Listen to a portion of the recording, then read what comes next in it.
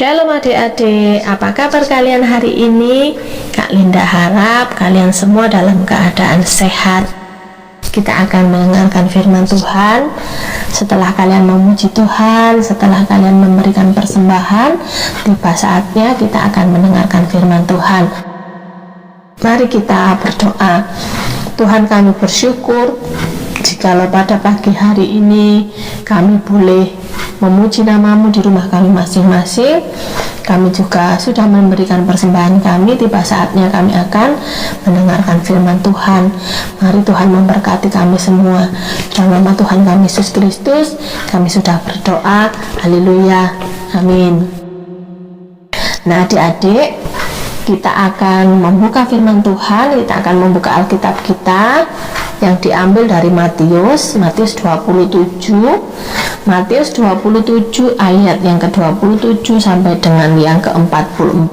Adik-adik boleh membacanya ya.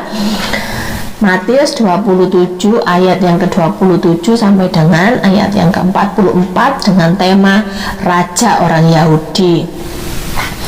Adik-adik, apakah kalian tahu bunga yang memiliki duri atau batang yang memiliki duri?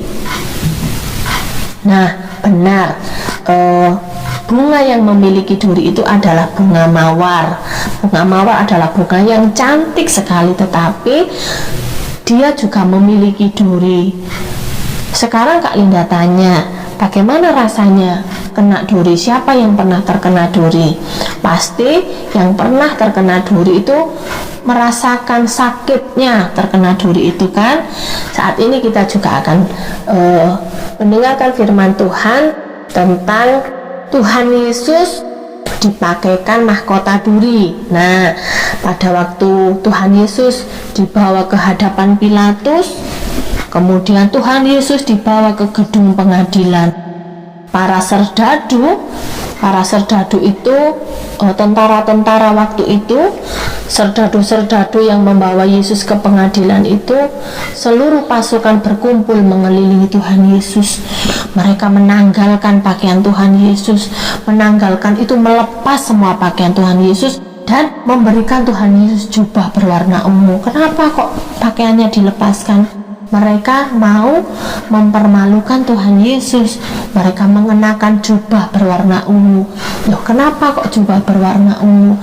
Mereka bermaksud untuk menghina Tuhan Yesus dengan jubah itu, karena yang namanya seorang raja biasanya mengenakan jubah kebesaran, dan jubah itu diberikan Tuhan Yesus hanya untuk menghina Tuhan Yesus. Nah, yang namanya raja selain mengenakan jubah, mereka juga memakai mahkota.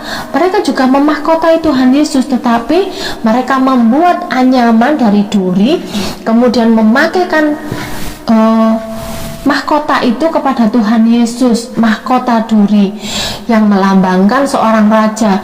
Jadi Tuhan Yesus dihina sekali. Dia dipakaikan jubah berwarna ungu, kemudian dipakaikan mahkota, tetapi mahkota duri.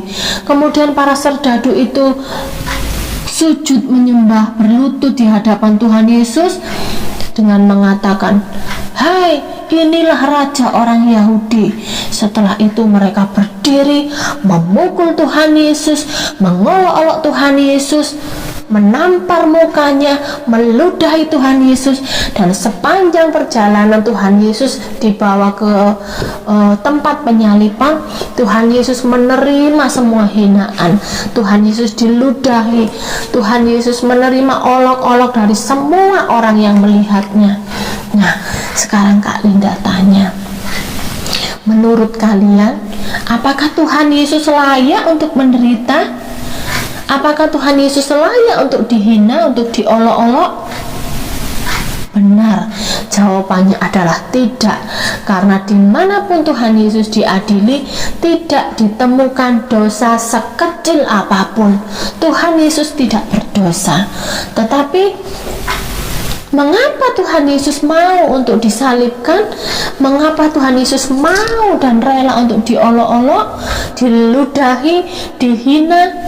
Karena Tuhan Yesus mengasihi adik-adik, juga mengasihi Kak Linda, dan mengasihi seluruh umat manusia. Tuhan Yesus ingin kita semua bersama-sama dengan Dia di surga, dan Allah membenci dosa. Oleh karena itu Allah mengutus Tuhan Yesus untuk menghapuskan dosa seluruh umat manusia. Nah, sekarang Kak Linda tanya, apakah Kak Linda dan kalian dapat mematuhi perintah Allah dengan sempurna? Tidak dapat. Kita semua manusia telah jatuh di dalam dosa. Oleh karena itu semua kita tidak dapat mematuhi perintah Allah dengan sempurna.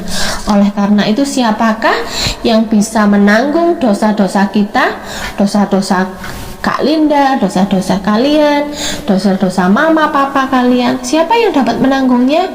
Betul, hanyalah Tuhan Yesus yang dapat menanggung hukuman dosa atas kita semua. Nah, Tuhan Yesus telah mati di kayu salib. Tuhan Yesus sangat menderita karena Tuhan Yesus adalah Tuhan yang mengasihi kita. Tuhan Yesus telah menebus segala dosa kita, dan Tuhan Yesus adalah juru selamat kita.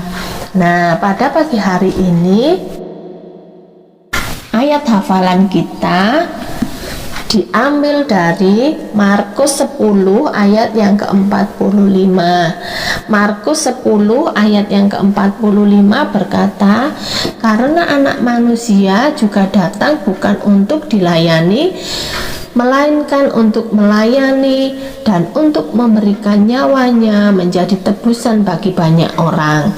Ini adalah ayat firman Tuhan, ayat Alkitab, dan ayat hafalan yang akan kalian hafalkan.